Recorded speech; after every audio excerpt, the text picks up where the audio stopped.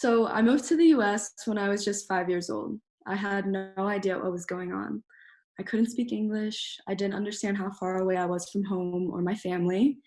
And I didn't realize how different my life was going to be from this point on.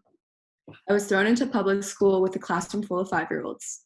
The biggest challenge I faced was definitely the language barrier. I attended school every day for months without knowing a single word of English. But before I knew it, I was rushing to show my parents that I could count to 100. My memory's a little bit foggy when it comes to how I learned English because it was so long ago, but I do remember that one time I was frustrated because I couldn't communicate to my teacher that my mom had packed me lunch and I didn't want the school lunch. I mean, which one would you rather have, a home cooked Brazilian meal or a cold sandwich?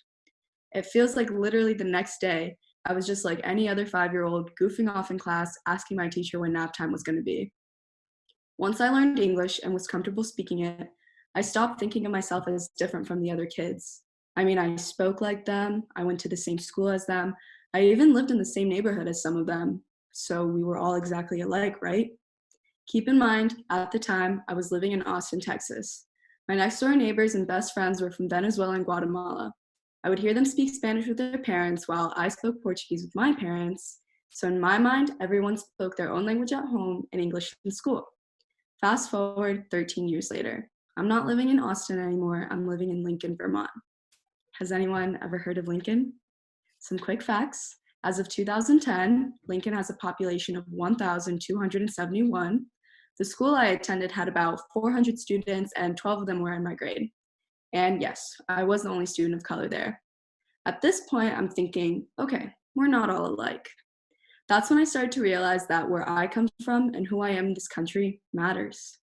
Being in a predominantly white environment, it was clear to me that I wasn't like my peers. My peers brought to my attention that I didn't look like them either.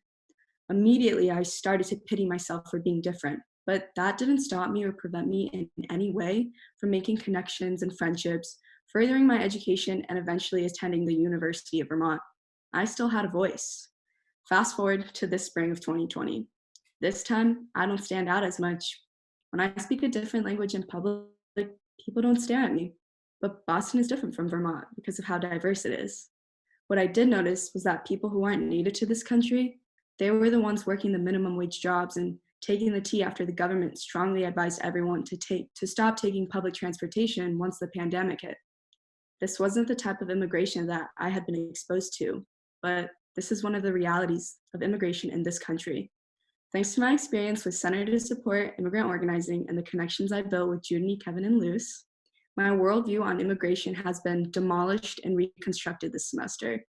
I'm an immigrant, but I don't represent what's happening against immigrants in this country. What I thought I knew so much about turned out to be 100 new lessons learned this semester. My first steps as a change maker don't begin by recognizing that I'm part of the immigrant community. It begins by recognizing my privilege and how I can use that to bring awareness to the real immigration issues this country faces today and every day.